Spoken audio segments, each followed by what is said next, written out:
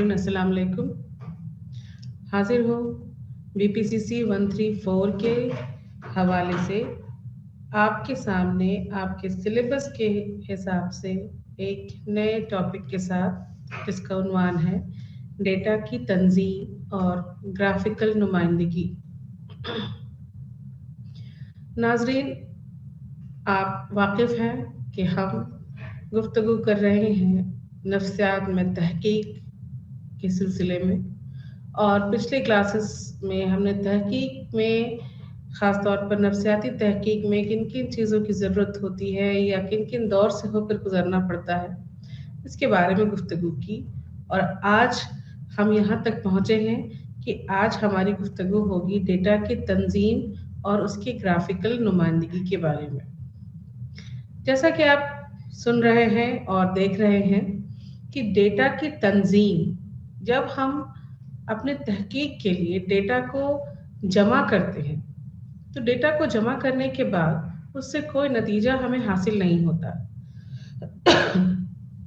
क्योंकि वो डेटा हमें किसी भी तरफ इशारा नहीं करते हैं या किसी भी नतीजे का हासिल नहीं होते हैं। उन डेटा को हमें उसकी पहले तंजीम करनी होती है, फिर उसको जोड़ना घटाना वगैरह किया जाता है, और उसके बाद यानी कि हम ये कह सकते हैं कि उसकी तज्जिया के बाद हम किसी नतीजे तक पहुंच सकते हैं। तो इस लिहाज से ये बहुत अहम हो जाता है कि डेटा की तंजीम कैसे की जा सकती है, या डेटा की तंजीम क्या है, उसे क्यों उसकी ज़रूरत पड़ती है, और किस तरह से अच्छे तरीके से डेटा की तंजीम को किया जा सकता है जिससे हमारा जो नतीजा है वो अच्छी तरह से निकल कर के सामने आए और हमें उससे कुछ हासिल हो सके। तो सबसे पहले जो डेटा की तंजीम है उसके बारे में गुफ्तगू करते हैं कि डेटा की तंजीम क्या चीज़ है। डेटा की तंजीम खाम डेटा को कई ज़मरों में छांटने और फिर उनको तरतीब देने का अमल है। जैसा कि आपको नाम से समझ में आ रहा है कि जब तंजीम करते हैं तो इसका मतलब कि हम उसे सजाते हैं। तो खाम डेटा यानी कि हमारे पास जो डेटा मोटे तौर पर हमें मिल जाता है, उसको हम अलग अलग हिस्सों में अलग अलग ज़मरों में छांटने और फिर उनको तरतीब देने का अमल जो है वो डेटा की तंजीम कहलाता है। डेटा की तंजीम खाम डेटा को काबिल फ़हम तरतीब में तरतीब देने का तरीका है, यानी कि किस तरीके से हम उसे अंजाम देंगे या उसे किस तरीके से हम नतीजे निकालेंगे, इसको तरतीब देने का वो तरीका होता है। डेटा को तरतीब देने में दर्जा बंदी, फ्रीक्वेंसी डिस्ट्रीब्यूशन, टेबल, तस्वीर की नुमाइंदगी, ग्राफिकल नुमाइंदगी वगैरह शामिल है। यानी कि डेटा की जो तंजीम होती है उसे हम कई अलग अलग तरीकों में सजा सकते हैं और उसके हिसाब से फिर हम उससे कुछ नतीजे या कुछ रिजल्ट हासिल कर सकते हैं। अब यहाँ पर आज जो हमारा उन्वान है वो दो हिस्सों में बटा है। एक है डेटा की तंजीम और दूसरा है उसकी ग्राफिकल नुमाइंदगी।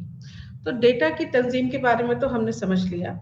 अब ग्राफिकल नुमाइंदगी क्या है कि ग्राफिकल नुमाइंदगी अददी डेटा का तज्जिया करने का एक तरीका है, यानी कि ग्राफिकल नुमाइंदगी के ज़रिए हमारे सामने जो अददी डेटा हमें मिल जाते हैं उसका हम तज्जिया कर सकते हैं। यानी कि ग्राफिकल नुमाइंदगी के ज़रिए हम किसी डेटा को देख करके ये अंदाज़ा लगा सकते हैं कि वो डेटा क्या कहना चाहता है या वो डेटा हमें किस नतीजे की तरफ इशारा करता है। ये खाका में डेटा, ख्यालात, मालूमात और तस्वुरात के दरमियान ताल्लुक को जाहिर करता है। ये खाका और ग्राफ के तौर पर डेटा की नुमाइंदगी या पेशकश है। ग्राफिकल डेटा की नुमाइंदगी में फ्रीक्वेंसी डिस्ट्रीब्यूशन टेबल को ग्राफ में दिखाया जाता है, यानी कि जो डेटा हमें मिलता है उसका अगर हम ग्राफिकल उसकी नुमाइंदगी करते हैं तो ग्राफ के जरिए उसे दिखाया जा सकता है। अब मयार और मकदारी डेटा की किस तरह से हम दर्जाबंदी कर सकते हैं और उसका टैबुलेशन कैसे किया जा सकता है। तो सबसे अभी हमने ये समझा कि जब डेटा की हम तंजीम करते हैं तो उसे हम अलग अलग ज़मरों में बांटते हैं। तो किस तरह से हम मयारी डेटा को और मकदारी डेटा को अलग अलग दर्जे में उसकी दर्जाबंदी करते हैं और फिर दर्जाबंदी करने के बाद उसकी गिनती करते हैं, उसका टैबुलेशन करते हैं। तो सबसे पहले एक नज़र डालते हैं कि मयारी आदाद व शुमार क्या है या मयारी जो डेटा है वो क्या होती हैं। तो मयारी डेटा के बारे में आप लोगों को पहले से भी कुछ जानकारी है और आज एक झलक के तौर पर मैं बता रही हूँ कि मयारी डेटा वो डेटा होता है जिसका ताल्लुक तफसील से होता है, जिसका मुशाहिदा किया जा सकता है लेकिन उसकी गिनती नहीं की जा सकती है। मुशाहिदा तो कर सकते हैं, देख समझ सकते हैं, लेकिन हम उसकी गिनती नहीं कर सकते हैं, यानी कि वो अददी नहीं होता है। इसलिए इसे मयारी आदाद-ओ-शुमार या मयारी डेटा कहा जाता है। और इसके उल्टे में हम जब मकदारी आदाद-ओ-शुमार की बात करते हैं तो इसमें जो आदाद-शुमार आदाद और रियाजी की हिसाबात पर मरकूज होता है। ये वो डेटा होते हैं जो कि आदाद और रियाज के हिसाबात पर मरकूज होता है और इसका हिसाब और शुमार किया जा सकता है, यानी हम इसे गिन सकते हैं। नाज़रीन, आप अपने स्लाइड में भी देख सकते हैं कि जब बहुत सारे सेब जो है वो सामने रखे हुए हैं और उनको हम गिन सकते हैं, यानी कि उन्हें उठा करके एक एक करके हम गिन सकते हैं। आप इस स्लाइड में देख रहे हैं यहाँ 7 नंबर लिखा हुआ है, यानी कि जो पूरे सेब हमारे सामने मौजूद हैं वो 7 हैं। और इसके अलावा भी आप अपने इस स्लाइड में देख सकते हैं, नजर डाल सकते हैं कि अलग अलग चीजों की, अलग अलग अशिया की जो मकदार है, जो क्वांटिटी है, उसे भी अलग अलग तरीकों से ग्राफ के जरिए दिखाया जा सकता है, जिसे हम मकदारी आदाद-ओ-शुमार कह सकते हैं। इसके बाद डेटा की दर्जेबंदी, यानी कि अब हम नजर डालते हैं कि अब मकदारी और मयारी दोनों किस्म के जो आदाद-ओ-शुमार हमारे सामने मौजूद हैं, जो हमें हासिल होते हैं, उनकी हम दर्जाबंदी किस तरह से करते हैं। तो दर्जाबंदी में हमने जैसे पहले बताया कि इसमें हम क्या करते हैं कि जो डेटा हमें हासिल होते हैं, मौसूल होते हैं, उन्हें हम अलग अलग ज़मरों में बांट देते हैं, अलग अलग ज़मरों में सजा करके उससे कुछ नतीजे निकालने की कोशिश करते हैं। इसके बारे में ये कहा जा सकता है कि डेटा की दर्जाबंदी को वसी पैमाने पर डेटा के मुताल्लिका ज़मरों को मुनज़्ज़म करने के अमल के तौर पर बयान किया गया है, ताकि इसे ज़्यादा मौसर तरीके से इस्तेमाल और महफूज किया जा सके। डेटा की दर्जाबंदी को वसी पैमाने पर, मतलब कि बड़े पैमाने पर डेटा ही के मुताल्लिका ज़मरों के मुनज़्ज़म करने के अमल के तौर पर बयान किया जा सकता है, यानी कि इसको एक एक करके तरीके के साथ हम उसे सजा देते हैं अलग अलग ज़मरों में। इसके कुछ खास मकासद हैं।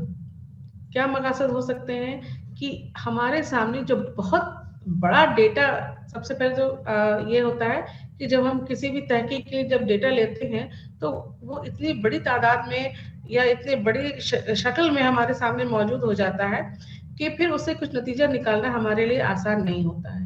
तो जब हम उसकी दर्जाबंदी कर देते हैं तो दर्जाबंदी करने से क्या होता है कि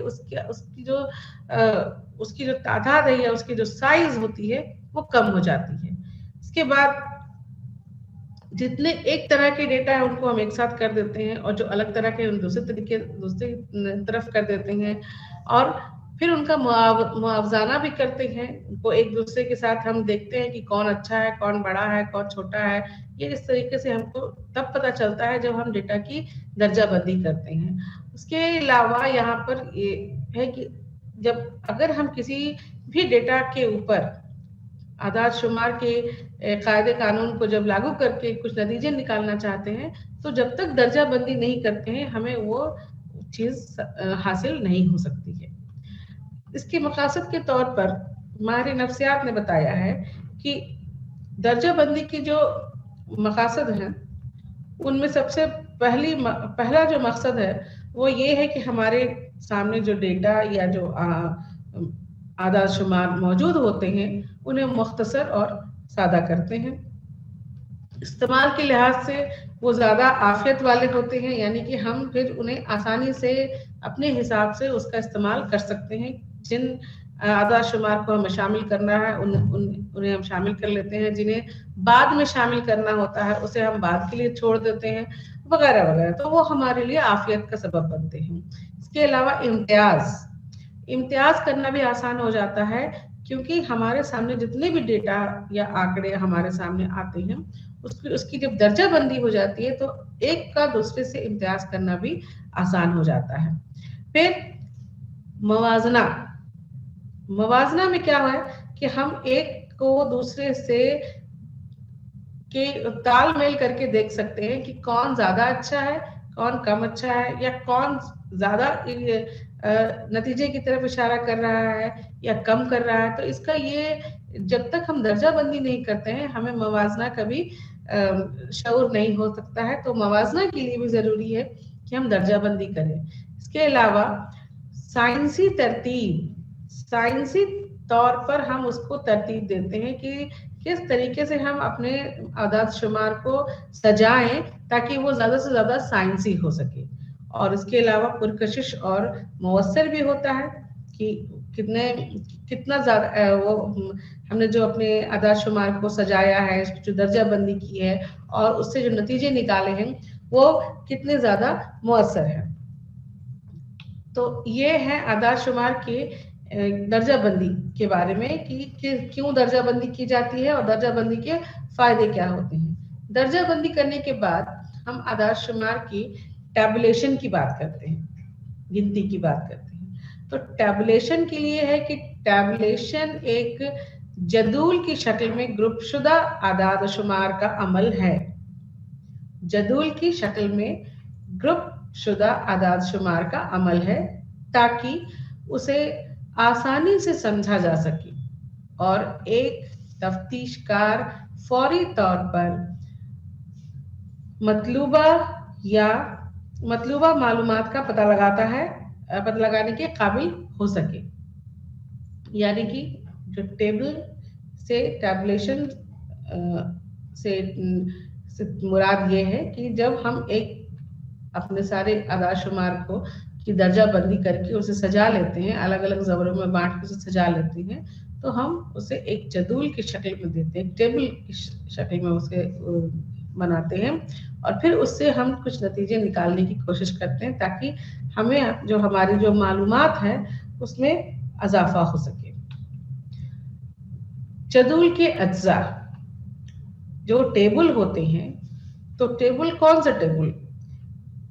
आदाद शुमार के लिए जिस तरह के टेबल होते हैं उसकी कुछ शर्तें होती हैं, उसकी कुछ अज्जा होते हैं जो कि खास तौर पर काबिल गौर होते हैं और उसी के उसूल के तहत हम किसी टेबल को बना सकते हैं और उससे कुछ टैबुलेशन कर सकते हैं। तो इसमें जो इसकी जो खास अज्जा है वो अज्जा है, इसमें पहला है टेबल नंबर।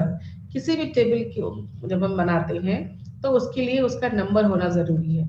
जैसे कि अगर हमारे तहकीक में 5 टेबल है तो हम उस सारे टेबल को एक एक नंबर देते हैं, टेबल नंबर 1 2 3 4 ऐसे करके उसमें हम 5 नंबर देते हैं। और वो नंबर भी सीधे सीधे 1 2 3 4 करके नहीं देते हैं, बल्कि जिस हिस्से का वो होता है, मान लीजिए कि मिसाल के तौर पर वो टेबल हमारा 7वें हिस्से में पड़ता है तो 7.1 करके हम उस टेबल का नाम देते हैं, नंबर देते हैं, नाम नहीं देते, नंबर देते हैं। इसके बाद आता है कि टेबल का उन्वान। नंबर देने के बाद हम टेबल का उन्वान देते हैं कि उस टेबल के जरिए क्या जाहिर हो रहा है या वो टेबल किस लिए बनाया गया था। किसी चीज के औसत की जानकारी के लिए बनाया गया था या किसी तरह की तकसीम है, किसी तरह का जमा है, वगैरह वगैरह, जो भी जिस काम के लिए उस तरह के टेबल का इस्तेमाल किया गया था उसका उन्वान वहां पर लगाना जरूरी होता है या लिखना जरूरी होता है। इसके बाद कैप्शन या बॉक्स हेड की बारी आती है कि उसमें उसका नाम देने के बाद एक कैप्शन का या एक बॉक्स हेड जो कहा जा सकता है वो भी लगाना जरूरी होता है, जो उस टेबल के बारे में और बातें बताता है। चौथा जो है अज्जा है, उसको स्टब कहा जाता है। स्टब के बाद उसका जिस्म आता है, यानी कि टेबल का जो पूरा बीच का जो हिस्सा होता है, खास हिस्सा जो होता है, उसको जिस्म कहा जाता है। इसके बाद हेड नोट और फुट नोट, यानी कि ऊपर के टेबल के ऊपर की तरफ जो हम लिखते हैं वो हेड नोट कहलाता है, और नीचे की तरफ अगर हम कुछ खास बातें मेंशन करते हैं, उसमें जोड़ते हैं, तो वो होता है फुट नोट। और इसके आखिर में होता है कि माखज डेटा, कि हमें वो डेटा या आदात शुमार जहां से मिले हैं हम उसका जिक्र वहां पर करते हैं। इसके मिसाल के तौर पर आपके सामने यहाँ पर आप नाज़रीन अपने स्लाइड में देख सकते हैं कि जदूल की जो अज्जा हैं उसमें आप ये देखिए कि फॉर्मेट ऑफ द टेबल है। जो टेबल का जो फॉर्मेट होता है उसमें है कि सबसे पहले तो टेबल नंबर है, फिर उसका उन्वान है, फिर उसके बाद हेड नोट आता है। वहां पर अगर कोई और हम हेड नोट देना चाहें तो वो हम दे सकते हैं। फिर कैप्शन देते हैं हम। उसके बाद स्टब में हम दूसरी तरफ किनारे की तरफ उसमें लिखते हैं कि इसमें हम क्या क्या, किसका है, कौन सा हिस्सा है जिसका हम जिसके नतीजे हम यहाँ पे दिखा रहे हैं। और बाकी फिर और हेड जो अलग अलग कॉलम बनते हैं वो होते हैं, और आखिर में उसके फुट नोट के तौर पर हम कुछ बातें लिखते हैं, और सोर्स के, यानी कि कहाँ से हमें वो चीजें मिली हैं। तो इस स्लाइड में आप देख सकते हैं कि ये सारी चीजें यहाँ पर इस तरीके से दिखाई जाती हैं कि जिससे कि देखने से ही किसी भी आदात शुमार के बारे में बहुत सारी बातें हमें सिर्फ इस टेबल को देख कर ही पता चल जाता है कि किसी आदात शुमार जो हमने जमा किया है वो क्या बताना चाह रहा है या उसका इशारा किस तरफ है। हेड नोट और फुट नोट के जरिए भी बहुत सारी बातें हम इसमें जोड़ देते हैं, जिससे कि हमें उस टेबल के बारे में मजीद जानकारी मिल जाती है।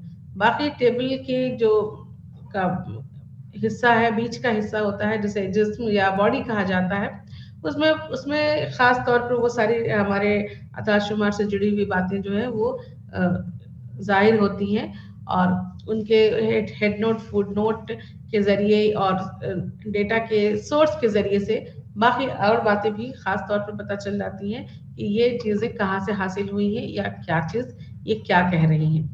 तो टेबुलेशन के भी कुछ खास मकासद होंगे इस लिहाज से। तो इसके कुछ जो खास मकसद है वो ये है कि सबसे पहले तो कि जो हम तहकीक कर रहे हैं उसे आगे बढ़ाना या उसके बारे में उसको टेबल के तौर पर सजाना, फिर मुआवजाना करना। उसके अलावा जो कुछ गलतियां हैं जो आपके आंकड़े में आ रही हैं या कुछ जो खराबियां आ रही हैं उसका पता लगाना या उसको जाहिर करना। इसके अलावा यहाँ पर जैसे कि उसमें क्लासिफिकेशन में ये बातें थी कि ये हमें आसानी देता है, आसान, ये हमारे लिए आसान हो जाता है, हमारे तहकीक को और आसान बनाता है। तो टेबुलेशन के जरिए भी हमारी तहकीक जो है वो आसान हो जाती है और हमारे आगे के हवाले के लिए ज़्यादा मुफीद होती है। इसके और भी फ़वायद हैं। इसके जो फ़वायद के तौर पर ये कहा जा सकता है कि आदात शुमार, ये आदात शुमार की वजाहत करता है और उसे आसान बनाता है, मवाजना की सहूलत देता है, यानी कि या जैसे कि क्लासिफिकेशन में मवाजना हम कर सकते हैं, वैसे हम टेबुलेशन के जरिए भी मवाजना की सहूलत हासिल कर सकते हैं, और मालूमात को आसानी से हवाला दिया जा सकता है। यानी कि जो भी हमें मालूमात हासिल हुए हैं उसे हम किसी न किसी हवाले से जोड़ सकते हैं या उसका हवाला हम दे सकते हैं, आगे के लिए हम उसका कोई हवाला दे सकते हैं। अब इसके इतने सारे फवायद को जानने के बाद अब बारी आती है कि ताद्दुद की तकसीम की तामीर कैसे हो सकती है। यानी कि जो ताद्दुद की तकसीम होता है, जब हम कोई आदाद शुमार को जमा करते हैं, उसे सजाते हैं, तो उसकी अब तकसीम करनी है और उसको कैसे तकसीम करके अलग अलग तरीके से सजाया जा सकता है। तो ताद्दुद की तकसीम एक नुमाइंदगी है, या तो ग्राफिकल टेबलर फॉर्मेट में, जो एक वक्फा के अंदर मुशाहिदत की तादाद को जाहिर करती है। ताद्दुद ये है कि एक कदर वक्फा में कितनी बार वाक़ा होती है, जबकि तकसीम मुतग़िर की तादाद का ताद्दुद का नमूना है। ताद्दुद क्या है कि ताद्दुद ये है कि कोई नंबर हमारे वक्फा में कितनी बार वाक़ा है, कितनी बार वो ज़ाहिर हो रहा है, और तकसीम मुतग़िर की ताद्दुद का नमूना है कि उसको कितनी बार हम तकसीम कर रहे हैं, ये उसकी ताद्दुद का नमूना है। ताद्दुद की तकसीम के लिए क्लास इंटरवल किया जाता है। नाज़रीन, सबसे पहले जब हमारे सामने जो अदाद शुमार जमा होते हैं तो वो इतनी बड़ी तादाद में होते हैं कि उनको सबसे पहले तो हम अलग अलग क्लास इंटरवल में, क्लास वक्फा जो होता है उसमें हम बांटते हैं। इसका दो तरीका होता है। एक तरीका ये होता है जिसमें हम पूरे जितने भी क्लास हैं उसको हम 1 से 5 के हिसाब से रखते हैं या फिर 1 से 4 के हिसाब से रखते हैं। मिसाल के तौर पर जैसे कि 1 से 4 की हम बात करें कि अगर हम 5 अदद को उसमें रखना चाहते हैं तो हमारा क्लास होगा 1, 2, 3, 4, 5। फिर जो दूसरा क्लास बनेगा वो होगा 6, 7, 8, 9, 10। ये इस तरीके से करके हम इसमें 5-5 का वक्फा है। इस हर क्लास में 5-5 का वक्फा होता है। और जो दूसरा एक तरीका होता है जिसमें कि हम जो हमारा जो सबसे निचला ताद्दुद होता है और वो जो सबसे ऊपर वाला ताद्दुद होता है उसके बीच में सिर्फ 4 ही ताद्दुद आते हैं। तो जैसे कि इसमें यहाँ पर कि अगर हम 1 से 5 का लेते हैं तो 1, 2, 3, 4 का ही यहाँ पर वक्फा होगा, और फिर जो दूसरा हमारा क्लास होगा वो 6 से शुरू ना होकर के 5 से ही शुरू होगा। तो 5 से लेकर के फिर 10, फिर 10 के बाद जो तीसरा होगा फिर वो 10 से 15।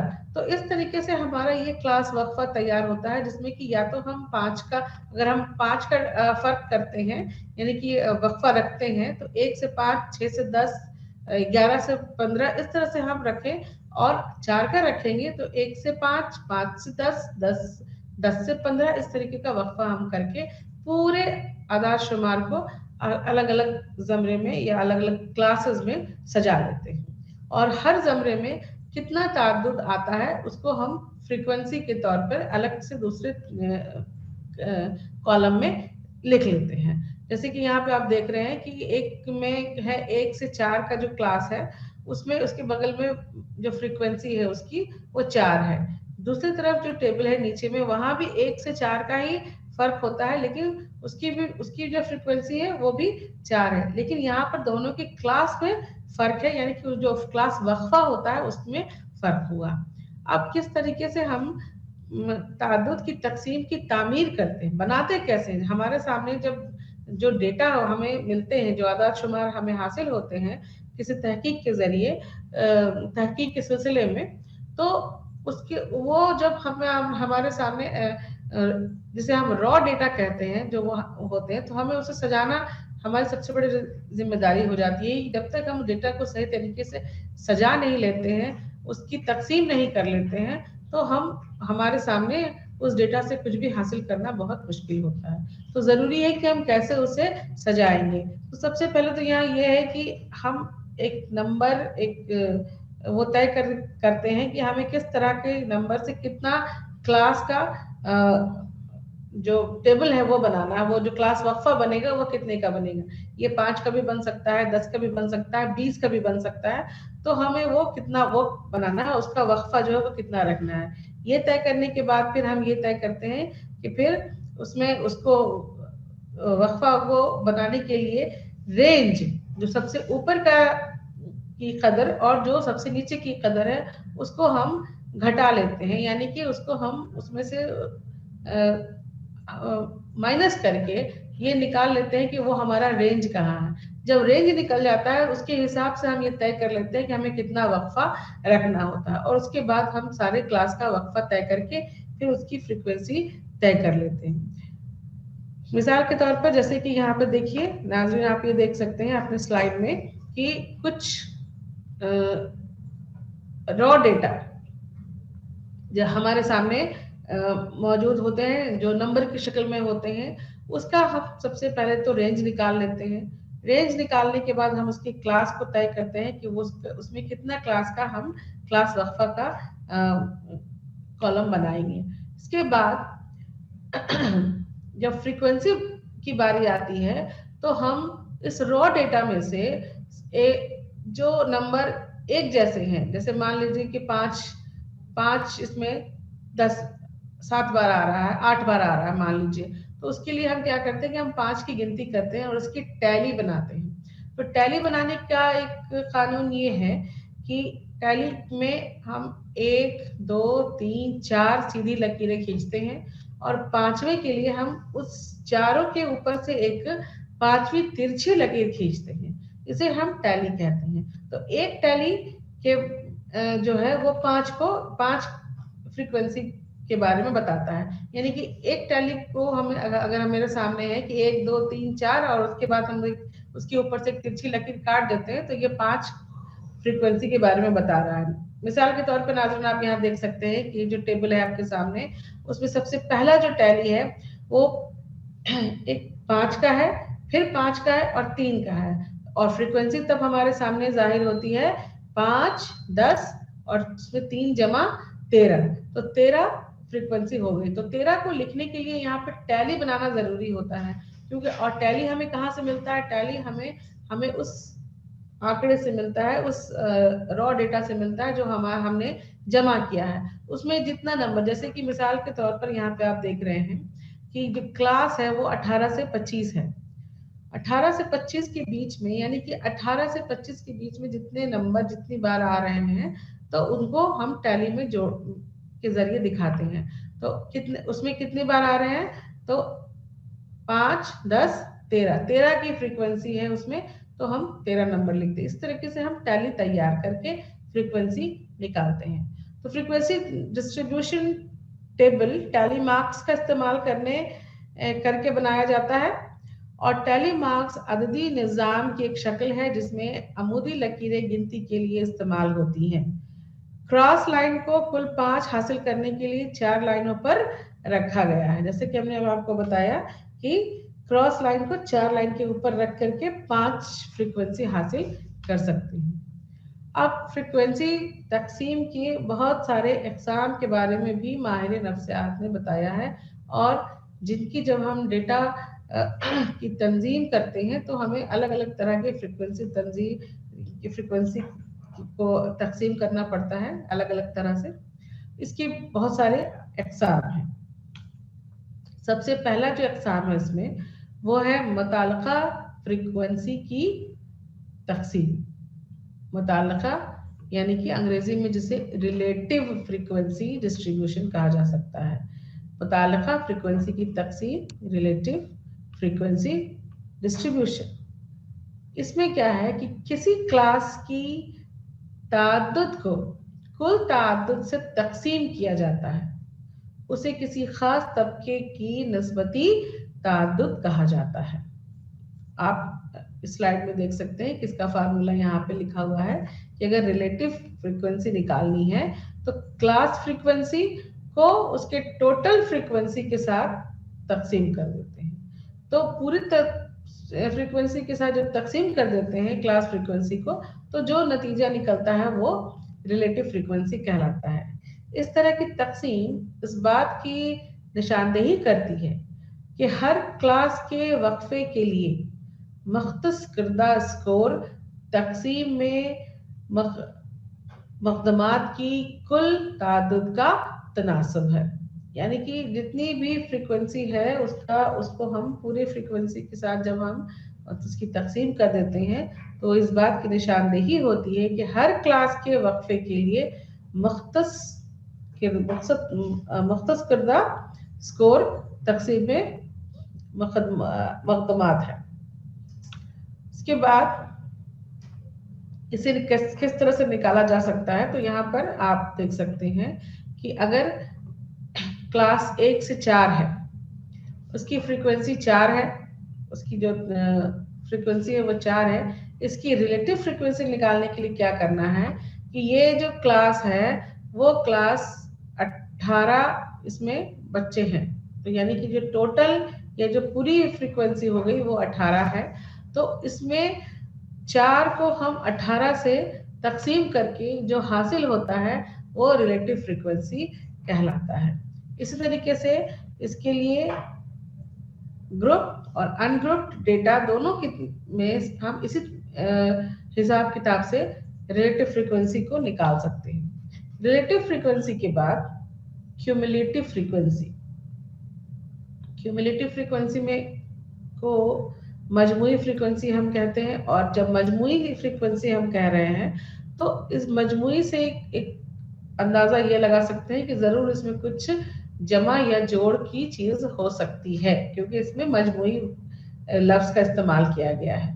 तो मजमुई फ्रीक्वेंसी डिस्ट्रीब्यूशन में हम फ्रीक्वेंसी को जोड़ करके एक अलग फ्रीक्वेंसी निकालते हैं, जिसे हम मजमुई फ्रीक्वेंसी कहते हैं। आपके सामने हर क्लास के बगल में जो दूसरा कॉलम होता है, क्लास के बगल में जो क्लास वक्फा होता है, उस क्लास वक्फे के बगल में फ्रीक्वेंसी होती है। उस फ्रीक्वेंसी की मदद से या हम उसे नीचे से जोड़े या हम ऊपर से जोड़े, उसे जोड़ करके हम मजमुई फ्रीक्वेंसी निकाल सकते हैं। जैसे कि आपके सामने यहाँ पर मिसाल के तौर पर एक टेबल है जिसमें कि जो क्लास है वो 18 से 25 है, 26 से 33 है, 34 से 41 है, 42 से 49 है, 50 से 57 है, और उसकी फ्रीक्वेंसी 13, 8, 4, 3, 2 आपके सामने रखी हुई है।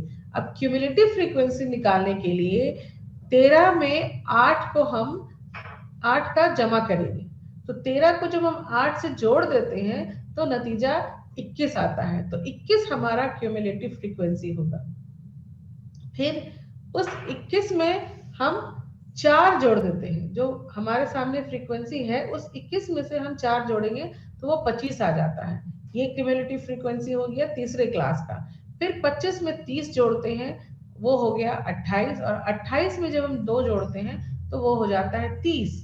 ये आपका पूरा जो फ्रीक्वेंसी है उसके नंबर के बराबर, यानी कि टोटल जो फ्रीक्वेंसी का जो नंबर होता है, जो जोड़ होता है, उस जोड़ के बराबर आखिर वाली जो फ्रीक्वेंसी होती है इसमें मजमुई फ्रीक्वेंसी में, वो आपके उस फ्रीक्वेंसी के जोड़ के बराबर होती है। यानी कि यहाँ पे नाज़रीन देख सकते हैं कि फ्रीक्वेंसी वाले कॉलम में जो फ्रीक्वेंसी का जोड़ है वो 30 है, और क्यूमुलेटिव फ्रीक्वेंसी में भी जो आखिर वाला फ्रीक्वेंसी है वो भी 30 है। इसे ही मजमुई फ्रीक्वेंसी डिस्ट्रीब्यूशन या उसकी तकसीम कहा जा सकता है।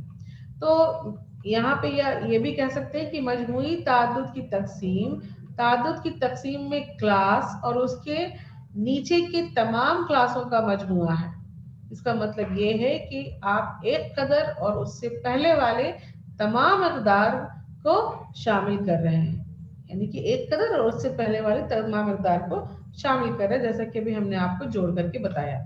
इसके बाद जो तीसरा अक़साम है, जो तीसरी किस्म है, वो है मजमुई निस्बती फ्रीक्वेंसी की तकसीम। यहाँ पर दोनों बातें आ गई। एक तरफ पहले हमने पढ़ा रिलेटिव फ्रीक्वेंसी, निस्बती फ्रीक्वेंसी, फिर मजमुई फ्रीक्वेंसी पढ़ा, और अब तीसरा वाला जो है इसमें दोनों को मिला दिया गया है, यानी कि यहाँ पर मजमुई निस्बती फ्रीक्वेंसी तकसीम है, जिसे अंग्रेजी में क्यूमुलेटिव रिलेटिव फ्रीक्वेंसी कहा जाता है। तो किसी क्लास की मजमुई ताद्दुद को कुल ताद्दुद से तकसीम किया जाता है। किसी क्लास की मजमुई ताद्दुद को कुल ताद्दुद से तकसीम किया जाता है, जिसे किसी खास तबके की निस्बती जमा ताद्दुद कहा जाता है। यहाँ पर मिसाल के तौर पर एक टेबल है जिससे हम इसे अच्छी तरह से समझ सकते हैं। तो ये टेबल, इस टेबल में एक तरफ फ्रीक्वेंसी है, दूसरी तरफ क्यूमुलेटिव रिलेटिव फ्रीक्वेंसी निकाल के बताया गया है। तो यहाँ पर नाज़रीन आप ये देख रहे हैं कि जो क्यूमुलेटिव फ्रीक्वेंसी है वो क्यूमुलेटिव फ्रीक्वेंसी 4 है। 4 के बाद जो सबसे नीचे में, सबसे ऊपर में 4 है, और सबसे नीचे में 5 है, यानी कि जो हमारी फ्रीक्वेंसी का जो जोड़ है वो 50 है। तो इस 50 ये 50 हमारे लिए कॉमन है, और तब हम क्या करते हैं कि इस 4 को 50 के साथ तकसीम कर देते हैं, और जो नतीजा निकलता है हमारा वो क्यूमुलेटिव रिलेटिव फ्रीक्वेंसी कहलाता है। इसी तरीके से फिर 7 को 50 से करते हैं, फिर 16 को 50 से कर रहे हैं जो उसमें फ्रीक्वेंसी है, और फिर 25 को 50 से तकसीम किया, फिर 36 को 41 को भी कर दिया, 49 को भी कर दिया, और आखिर में जो 50 है उसको भी 50 को 50 के साथ ही तकसीम कर देते हैं। तो नतीजे के तौर पर हमें क्यूमुलेटिव फ्रीक्वेंसी मिल जाती है, और इस फ्रीक्वेंसी के जरिए हम किसी की निस्बती जमा ताद्दुद के बारे में अंदाजा लगा सकते हैं या उसके बारे में जानकारी हासिल कर सकते हैं। तो क्यूमुलेटिव फ्रीक्वेंसी जो है वो किसी क्लास की मजमुई ताद्दुद को उसके कुल ताद्दुद के साथ तकसीम करके निकाला जा सकता है। अब यहाँ पर गैर ग्रुप शुदा फ्रीक्वेंसी डिस्ट्रीब्यूशन की दो तरह से फ्रीक्वेंसी डिस्ट्रीब्यूशन होता है, जिसमें एक ग्रुप शुदा और एक गैर ग्रुप शुदा। तो सबसे पहले हम नजर डालेंगे गैर ग्रुप शुदा फ्रीक्वेंसी डिस्ट्रीब्यूशन पर। तो गैर ग्रुप शुदा फ्रीक्वेंसी डिस्ट्रीब्यूशन की एक किस्म है जो डेटा वैल्यूज के ग्रुप्स के बजाय हर इनफिरादी डेटा वैल्यूज की फ्रीक्वेंसी दिखाती है। इस किस्म की फ्रीक्वेंसी डिस्ट्रीब्यूशन में हम बराह रास्त देख सकते हैं कि टेबल में कितनी बार मुख्तलिफ कदरें वाक़ा हुई हैं। यानी कि इस टेबल के जरिए हम ये देख सकते हैं कि कोई कदर, कोई फ्रीक्वेंसी कितनी बार वाक़ा हुई है, कितनी बार ज़ाहिर हुई है। इसके बारे में गैर ग्रुप शुदा ताद्दुद की जो तकसीम है वो डेटा की रेंज, उसमें डेटा की जो रेंज होती है वो छोटी होती है। यानी कि जो गैर ग्रुप शुदा फ्रीक्वेंसी डिस्ट्रीब्यूशन होता है वो बहुत ज्यादा बड़ा या उलझा हुआ नहीं होता है, उसमें डेटा की जो रेंज होती है वो छोटी होती है। रेंज क्या होती है? रेंज के बारे में हमने आपको बताया कि जो सबसे ज्यादा कदर उसमें से और सबसे छोटे कदर को हम घटा देते हैं, उसको हटा देते हैं, तो वो हमें रेंज हम निकल जाता है। हर क्लास के लिए वाहिद डेटा वैल्यूज, यानी कि हर क्लास के लिए एक ही डेटा जो है वो सामने होते हैं, वाहिद डेटा जो होते हैं। जमरा बंदी की तरह के इकदाम होते हैं, इसमें एक एक करके हम जमरा बंदी करते हैं। एक मेज बनता है, एक टेबल बनता है, और हर मुनफरद डेटा वैल्यू एक क्लास होता है। टेली फ्रीक्वेंसी होती है, और फिर उसके फीसद या मुताल्लिका ताद्दुद होता है, परसेंटेज में या फीसद में हम उसे निकालते हैं। गैर ग्रुप शुदा फ्रीक्वेंसी डिस्ट्रीब्यूशन की जो मिसाल के तौर पर इस समझा जा सकता है कि यहाँ पर आपके सामने कुछ नंबर दिए हुए हैं, यानी कि 20 जो स्टूडेंट हैं उनके बारे में कुछ जिनका जो जिस पर की तहकीक किया गया हो और उनके बारे में कुछ नतीजा निकाला गया है, कुछ नंबर आपके सामने हैं। तो इनकी हम सबसे पहले जब इसको फ्रीक्वेंसी, ये हमारे लिए गैर ग्रुप शुदा फ्रीक्वेंसी डिस्ट्रीब्यूशन है, और इसकी जब हम इसको अलग अलग फ्रीक्वेंसी में निकालते हैं तो सबसे पहले हम इसे सजा लेते हैं नीचे से ऊपर की तरफ या ऊपर से नीचे की तरफ, जो जिसमें आपको आसानी होती है वो हम कर लेते हैं। उसूलन नीचे से ऊपर की तरफ ही किया जाता है। तो नीचे से ऊपर की तरफ हमारे सामने जितने भी नंबर हैं उनको हम सजा लेते हैं, और उसके बाद उसकी टैली निकालते हैं यानी कि वो नंबर कितनी बार वाक़ा हुआ है। और उसके बाद जब टैली निकल जाती है तो फ्रीक्वेंसी फिर आसानी से हम उस टैली की मदद से निकाल लेते हैं।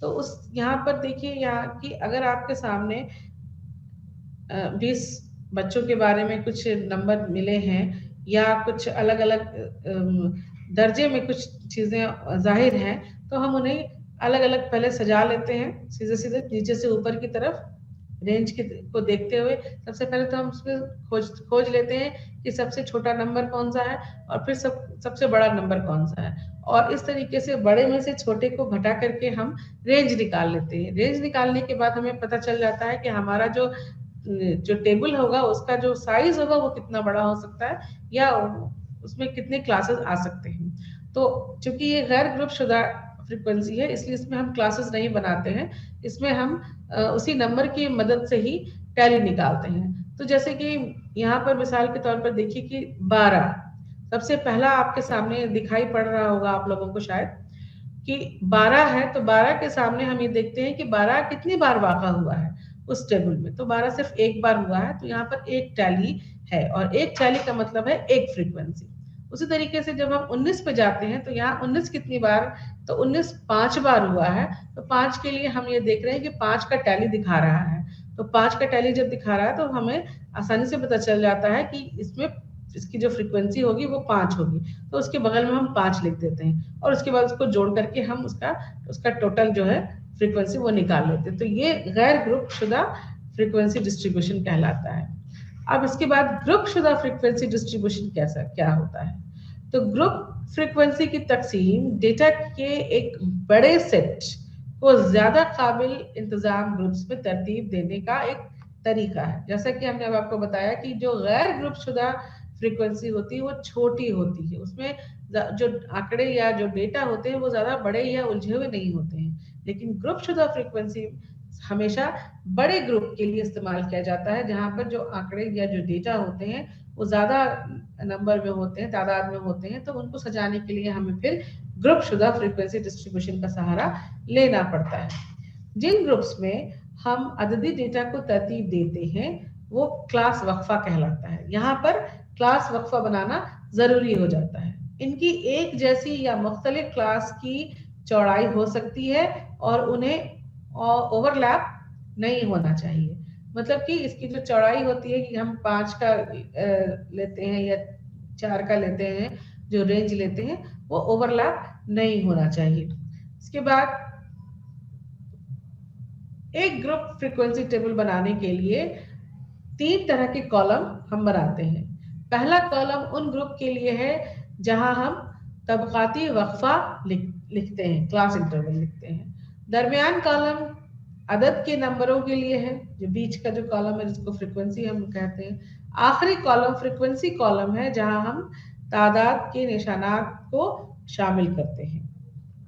हम डेटा के सेट की कुल तादाद तलाश करने के लिए तमाम तादाद को शामिल कर सकते हैं। इसमें हम जितने भी तरह के हमारे डेटा हैं उसको हम शामिल कर सकते हैं, क्योंकि हम यहाँ पे क्लास बनाते हैं, तो एक क्लास बनेगा, फिर टैली बनेगा और उसके बाद फिर उसकी फ्रीक्वेंसी होती है जिसको हम 3 तरह के कॉलम में सजा सकते हैं। तो इस तरीके से 2 तरीके होते हैं जिसके जरिए हम पूरी फ्रीक्वेंसी को अलग अलग तरह से तकसीम कर सकते हैं। एक ग्रुप शुदा तकसीम होता है और एक गैर ग्रुप शुदा फ्रीक्वेंसी की तकसीम होती है। अब यहाँ पर इसकी इस तरह की तकसीम करने के बाद एक और तरीका है जहां हम अपने सारे जो अदाद शुमार है उसे तंजीम करते हैं या उसको अलग तरीके से समझ सकते हैं। सदविया और फीसदी दर्जात, इसका नाम है सदविया और फीसदी दर्जात। सदविया में क्या है, इसे अंग्रेजी में परसेंटाइल कहा जाता है। तो एक सदविया एक अदद है जहां स्कोर का एक मखसूस फीसद उस नंबर से नीचे आता है, उस नंबर मखसूस फीसद उस नंबर से नीचे आता है। जैसे कि 70 है तो बाकी सब चीजें 70 के नीचे होंगी। मिसाल के तौर पर यहाँ पे आप देख सकते हैं कि बहुत सारे लोग हैं जिसमें 80% जो लोग हैं तो बाकी लोग उसके नीचे आते हैं, यानी कि अगर आप उसके बाहर हैं और 80% लोग ऊपर हैं तो आप उसके नीचे आते हैं। तो यहाँ पर सतफिया का मतलब ये होता है कि एक ऐसा अदद जहां स्कोर का एक मखसूस फीसद उस नंबर से नीचे आता है जहां हम हैं। जैसे कि मिसाल के तौर पे ये है कि हम हैं, उसके नीचे जो एक खास फीसद है वो उसके नीचे आ रही है, सदविया कहलाता है। फीसद की गिनती कैसे होती है या सदविया की जो गिनती होती है उसके लिए एक फॉर्मूला है। फॉर्मूला है कि P बराबर L जोड़ PN को 100 से तकसीम करते हैं और फिर उसको F से घटा लेते हैं। उसके बाद छोटा अंग्रेजी का छोटा f है, फिर x है और I है। जहां पर इसकी जो ये सारे इस जो फार्मूला है इसकी जो तफसील है वो इस तरह से हो सकती है कि L जो है वो ये बताता है कि फीसदी तबके की निचली हद या वो तबका जहां फीसद पढ़ सकता है वो L कहलाता है। P कहलाता है कि परसेंटाइल की तादाद जिसके लिए हिसाब किया जाता है। N का मतलब है तादाद की कुल तादाद। N का मतलब हमेशा से यही होता है कि जो भी तादाद है उसकी कुल तादाद। F बड़ा F है यहाँ, तो F का मतलब है तादाद का कुल जो परसेंटाइल क्लास से पहले मौजूद होता है। यानी कि अगर 70 है तो 70 के पहले अगर 40 है तो वो बड़ा F कहलाएगा। छोटा f परसेंटाइल क्लास की फ्रीक्वेंसी, यानी कि जिस पर वो नंबर पढ़ रहा है उसके सामने जो फ्रीक्वेंसी है वो फ्रीक्वेंसी कहलाता है। और I होता है क्लास वक्फा का साइज कि 5 का क्लास वक्फा है, 4 का है, 3 का है या 10 का है, वो कौन सा क्लास वक्फा है। तो इस फॉर्मूले पर हम जब नंबरों को सजा लेते हैं तो जो नतीजा हमें निकल के आता है उससे हम परसेंटाइल की गिनती कर लेते हैं। इसके फायदे क्या हैं? परसेंटाइल की बुनियादी फायदे ये हैं कि मुशाहिदा स्कोर की तकसीम की शक्ल से कता नज़र वो हिसाब करने के लिए सीधे हैं और उनकी तशरीह करना आसान है। बहुत आसान होता है इसकी तशरीह करना, क्योंकि ये साफ साफ नजर आता है कि नीचे कितना है ऊपर कितना है। उसके जरिए हम आसानी से ये पता लगा सकते हैं कि किसी इंसान का या किसी जो अशिया है उसका फीसद कितना हो सकता है। उन लोगों के साथ मवासलात के लिए जिनका शुमारियात में बहुत कम पस मंजर है, जो बहुत कम पस मंजर होते हैं, फीसद शायद सबसे ज्यादा मानी खेज तब्दील शुदा स्कोर है। ये किसी भी किस्म की टेस्ट के लिए मौजू है, किसी भी तरह के टेस्ट में हम इसका इस्तेमाल कर सकते हैं। लेकिन इसकी कुछ खराबियां भी है। अगर इसके फवायद हैं तो इसकी कुछ खराबियां भी हैं। खराबियां क्या है कि सबसे बड़ा नुकसान ये है कि परसेंटाइल बराबर वक्फा स्कोर नहीं होते हैं। वो एक रेंज में बताता है वो, इसलिए इन्हें एक साथ जोड़ा या एक दूसरे से मिनहा नहीं किया जा सकता है। सबको मिला करके अगर हम जोड़ के या मिला करके कुछ नतीजा निकालना चाहें तो वो इसमें नहीं किया जा सकता है। इसके बाद परसेंटाइल मयारी स्कोर में अफराद की निस्बती पोजीशन को जाहिर करते हैं, लेकिन एक दूसरे के मुकाबले में इनफरादी स्कोर नहीं जाहिर करते हैं। परसेंटाइल के बाद फीसद दर्जा, जिसे अंग्रेजी में परसेंटाइल रैंक कहा जाता है। फीसद दर्जा से मुराद ग्रुप के अंदर वो मुकाम है जिस पर एक खास स्कोर वाला शख्स होता है।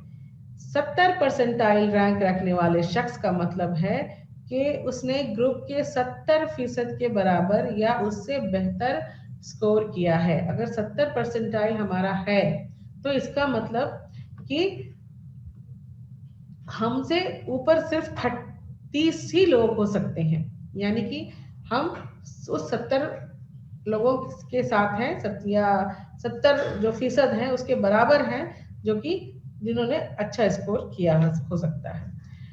परसेंटाइल रैंक को गैर ग्रुप शुदा डेटा के साथ साथ ग्रुप शुदा डेटा के लिए भी शुमार किया जाता है। परसेंटाइल जो रैंक है उसकी जो गिनती होती है उसमें दोनों तरह के डेटा का इस्तेमाल होता है, एक ग्रुप शुदा और एक गैर ग्रुप शुदा। तो सबसे पहले गैर ग्रुप शुदा डेटा के लिए फीसद दर्जा की गिनती किस तरह से होती है, इसके लिए भी एक फार्मूला है। फार्मूला है वो ये कहता है कि PR बराबर 100 मिनहा 100R मिनहा 50 को पूरे N से तकसीम करते हैं। यहाँ पर PR फीसद दर्जा कहलाता है, R उस शख्स की दर्जा बंदी को पोजीशन जिसके लिए फीसद का दर्जा शुमार किया जाना है, और N ग्रुप में अफराद की कुल तादाद। इस पर हम जब इन जानकारियों को रखते हैं तो इस फार्मूले के जरिए गैर ग्रुप शुदा डेटा के लिए परसेंटाइल रैंक या फीसद दर्जा निकाला जा सकता है। ग्रुप शुदा डेटा के लिए फीसद दर्जा निकालने के लिए भी उसका एक अलग फार्मूला है, जैसे PR बराबर 100 तकसीम N F जोड़ या जमा X मिनहा L तकसीम I गुना F या XF कह सकते हैं, जहां पर PR फीसदी दर्जा है, F मजमूई तादाद जो क्लास वक्फा से नीचे है जो कि X पर मुश्तमिल है, X बड़ा X वो निशानात जिनके लिए परसेंटाइल रैंक को शुमार किया जाना है, बड़ा L क्लास वक्फा की निचली हद जो X पर मुश्तमिल है, छोटा I क्लास वक्फा का साइज, छोटा I का मतलब हमेशा क्लास वक्फा का साइज होता है, और छोटा f का मतलब क्लास वक्फा की फ्रीक्वेंसी जो x पर मुश्तमिल है, और n का मतलब तकसीम में केसेस की कुल तादाद।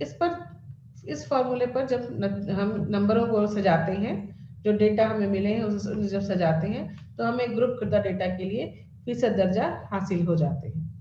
तो इस तरीके से हम नाजरीन डेटा की तंजीम कर लेते हैं और डेटा को अलग अलग तरीकों से सजा करके उससे कुछ नतीजे हासिल करते हैं।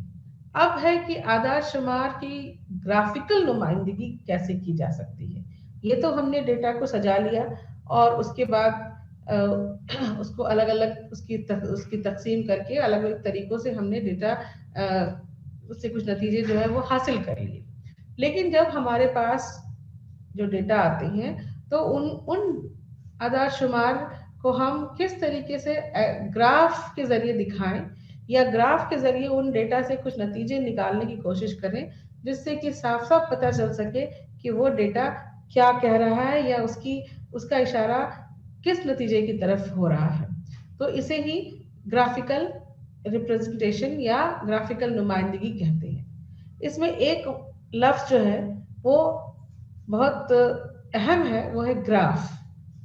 ग्राफ से ही ग्राफिकल जो है ये जानना जरूरी होता है कि ग्राफ क्या है। तो ग्राफ आदाद शुमार के आदाद शुमार को ढांचे की शक्ल में पेश करता है और डेटा के सार्फ को अहम मालूमात फराहम करता है। यानी कि जो डेटा या आदाद शुमार हमारे सामने है उसको एक ढांचे की शक्ल में सजा करके उसके सार्फ को फराहम करता है। तस्वीरी शक्ल में या खाका की शक्ल में आदाद और शुमार की नुमाइंदगी को ग्राफ कहा जाता है, तस्वीरी तौर पर या फिर खाका की शक्ल में। ये दो तरीके से हम ग्राफ के जरिए आदाद शुमार की नुमाइंदगी ग्राफ के जरिए कर सकते हैं। ग्राफ के बहुत सारे अक़साम हैं, अलग अलग अक़साम हैं। तो उसमें से कुछ खास जो अक़साम जो कि हमारे डेटा या आदाद शुमार को सजाने में या उनसे कोई नतीजा निकालने में बहुत कारगर होते हैं, उनका जिक्र यहाँ पर किया जा सकता है। जिसमें सबसे पहली बारी आती है बार ग्राफ, या इसको अंग्रेजी में बार डायग्राम भी कहते हैं, बार ग्राफ। तो इसमें क्या होता है नाज़रीन, यहाँ पर आप देख सकते हैं कि एक स्लाइड में जो तस्वीर आपके सामने है जिसमें लंबी लंबी लकीरें आपके सामने नजर आ रही हैं। तो एक बार चार्ट जिसे बार ग्राफ भी कहा जाता है, एक ऐसा चार्ट है जो मुस्ततील सलाखों या कॉलमों का इस्तेमाल करते हुए डेटा को प्लॉट करता है, जो किसी ग्रुप में मुशाहदात की कुल तादाद की नुमाइंदगी करता है। यानी कि आप समझ सकते हैं कि ये जो सामने आपकी तस्वीर है वो तस्वीर ये बताती है कि इस तरह का जो चार्ट बनता है जिसमें कि हम सलाखों, मुस्ततील सलाखों या कॉलम के जरिए उस चार्ट को, इसलिए यहाँ पे आप देख रहे होंगे कि एक लंबी लंबी लकीरें जो है वो आपके सामने जाहिर हो रही है, जिससे कि हम कुछ नतीजे निकाल सकते हैं। और इसको किस तरह से बनाया जा सकता है कि जो ग्राफ पेपर या आता है उसमें उसके दो किनारे होते हैं। एक को हम एक्स एक्सिस कहते हैं और दूसरे को हम वाई एक्सिस कहते हैं। नीचे वाला हिस्सा एक्स एक्सिस कहलाता है और ऊपर वाला वाई एक्सिस कहलाता है। तो नीचे वाले हिस्से पर हम नंबरों को रखकर एक तरफ रखते हैं और दूसरी तरफ दूसरे नंबर को रखते हैं। जैसे कि किसी चीज पर हमें कोई कुछ नतीजे हासिल अगर होते हैं तो जिस पर हासिल हुए वो उन्हें हम नीचे रखते हैं और जिस पर लिए गए उसको हम वाई पर रखते हैं और उसके बाद हम उससे जिस जिस नतीजे पर जितना नंबर आता है उसको हम इस ग्राफ के जरिए यानी कि लंबी लंबी जो लकीरें हैं उन लकीरों के जरिए जाहिर कर देते हैं। जैसे कि आप यहाँ पर देख रहे हैं कि 30 है, 40 है, 25 है। इस तरीके से हमने हमें जो भी नंबर मिले हैं उसे हम उस ग्राफ तक उस नंबर तक ले गए हैं। यहाँ पर एक एक 10-10 का एक खांचा बना होता है और उस खांचे पर हम एक एक नंबर को सजाते हैं। तो उसी तरीके से अगर हमारे पास 30 है तो 30 ब्लॉक हम ले लेते हैं और उसके बाद फिर हम उसको रंग लेते हैं या सजा लेते हैं। तो वो बताता है कि एक किसी चीज पर जो हमें 30 नंबर मिले वो ये दिखाता है। फिर 40 वाले को हम उससे वैसे बना लेते हैं, 25 को वैसे बना लेते हैं और इस तरीके से लंबी लंबी लकीरों के जरिए जिस तरह से हम पूरे अपने अदा शुमार को जाहिर करने की कोशिश करते हैं, इस तरह का ग्राफ बार ग्राफ कहलाता है। बार ग्राफ क्या बताता है कि मुस्ततील सलाखों के साथ ऊंचाई या लंबाई उन अकदार के मुतनासिब हैं जिनकी वो नुमाइंदगी करते हैं, वाज़ा डेटा को जाहिर करने के लिए इस्तेमाल होते हैं। बार ग्राफ अमूदी हिस्सों, सतह की सलाखों, इसी तरह की सलाखों या स्टेडी साथ दिखाए जा सकते हैं। इसके बाद हिस्टोग्राम। हिस्टोग्राम एक बार डायग्राम है जो तादाद की तकसीम पर तैयार किया जा सकता है। यहाँ पर जो निचला हिस्सा है और उसके बीच का उसका जो निचला हिस्सा और ऊपरी का हिस्सा उसके बिना पर इस तरह के हिस्टोग्राम की तस्वीर को हम बना सकते हैं, जो कि आप इस तरह से देख सकते हैं कि 0 से शुरू करते हैं और 0 से शुरू करके हम उसको एक आयत की जैसा उसकी जो आकार होती है उसका जो तरीका होता है वो इस तरह से दिखा सकते हैं। तो इसको हम हिस्टोग्राम कहते हैं। तादुद कसीरुल अजलाफ, इसको फ्रीक्वेंसी पॉलीगॉन अंग्रेजी में कहा जाता है। तो फ्रीक्वेंसी की तकसीम के लिए इस्तेमाल होने वाला लाइन ग्राफ फ्रीक्वेंसी पॉलीगॉन कहलाता है। तादुद कसीरुल अजलाफ या तो बराह रास्त तामीर किया जा सकता है या इसे हिस्टोग्राम के ऊपरी बेस के औसत पॉइंट के जरिए सीधी लकीर खींचकर भी बनाया जा सकता है। या तो इसको हम सीधे सीधे जो नंबर हमें मिले हैं उस नंबर की मदद से आप ग्राफ में देख सकते हैं कि उस नंबर की मदद से हम बना सकते हैं, या फिर हम उसका जो औसत होता है, जो हमारे क्लास वक्फा होते हैं, उस क्लास वक्फा का जो मिड पॉइंट होता है, उस मिड पॉइंट को के जरिए हम पहले हिस्टोग्राम बनाते हैं। हिस्टोग्राम बना करके फिर इसको जो इस अजला पे जो नंबर है उस नंबर के को उसका ग्राफ बना लेते हैं, उसके ऊपर इसको बना लेते हैं, जिसको कि फ्रीक्वेंसी पॉलीगॉन कहा जाता है। और ये फ्रीक्वेंसी पॉलीगॉन जो है, जो यहाँ पे आप देख रहे हैं कि एक्स एक्सिस पर 0 से 5, 5 से 10 और 10 से 15 का जो एक्स एक्सिस होता है, जो ब्लॉक होता है, उसके बीच से शुरू करते हैं। यानी कि हम 0 से शुरू नहीं करते हैं। हिस्टोग्राम हम 0 से शुरू करेंगे, लेकिन फ्रीक्वेंसी पॉलीगॉन बनाने के लिए हम 0 से 5 के बीच का हिस्सा का इस्तेमाल करते हैं, जिससे कि ग्राफ जो है वो बनता है और वो उसको हम ऐसे पेंसिल से खींच के बना सकते हैं, या फिर हिस्टोग्राम के बनाने के बाद भी उसको बना करके दिखाया जा सकता है। इसके बाद मजमूई तादाद फीसद कर्व या ओजाइफ, अंग्रेजी में जिसको ओजाइफ कहते हैं। इसमें क्या होता है कि मजमूई कर्व, मजमूई तादाद फीसद को ग्राफ की शक्ल में प्लॉट किया जा सकता है और उसी ग्राफ को मजमूई तादाद फीसद कर्व या ओजाइफ कहा जाता है। यहाँ पर जो मजमूई तादाद फीसद है, यानी कि जो क्यूमुलेटिव फ्रीक्वेंसी थी, उसको यहाँ पर 0 से शुरू ना करके एक 0 वाले ब्लॉक को छोड़ करके उसके आगे से बनाया जाता है, क्योंकि ये मजमूई तादाद के फीसद को ग्राफ के जरिए दिखाना होता है। इसलिए हम सीधे 0 से शुरू नहीं करते हैं।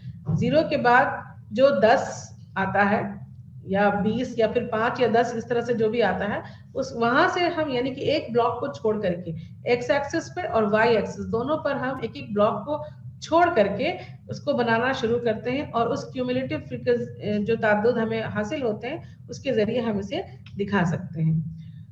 और ये क्यूमुलेटिव फ्रीक्वेंसी कर्व ही कहलाता है, क्योंकि इसमें क्यूमुलेटिव फ्रीक्वेंसी के जरिए ही हम इस तरह का ग्राफ बना पाते हैं। इसके बाद सर्किल ग्राफ या पाई चार्ट होता है, तो जो कि एक किस्म है जो डेटा को सर्कुलर अंदाज में रिकॉर्ड करती है, जिसमें मजीद हिस्सों में तकसीम किया जाता है ताकि पूरे हिस्से में से उस मखसूस हिस्से की डेटा की नुमाइंदगी की जा सके। इनमें इनमें से हर एक सेक्टर या क्लासेस पूरी के मुतनासिब हिस्से की नुमाइंदगी करता है। यहाँ पे जो ग्राफ बनता है वो 360 डिग्री को ये मान के चलते हैं और हर हिस्सा जो है वो उसके परसेंट को, उसके फीसद को बताता है। तो जिस जिस हिस्से में का जितना फीसद आता है उस हिस्से को उसके फॉर्मूले पर लगा करके हम उसका फीसद निकाल लेते हैं और वो फीसद को फिर इस चार्ट के जरिए हम एक गोलाई में ये जो चार्ट बनता है उसे उसके जरिए दिखाते हैं, जो कि हर एक स्लाइस जो है उसका अलग अलग तरह के डेटा को दिखाने की नुमाइंदगी करता है और उसके जरिए हम डेटा को हासिल कर सकते हैं। तो नाजरीन, आज की क्लास के लिए बस इतना ही और आगे की क्लास के लिए इंशाल्लाह फिर से मैं हाजिर होंगी आपके एक नए उन्वान के साथ। तब तक के लिए आपका बहुत बहुत शुक्रिया। अल्लाह हाफिज।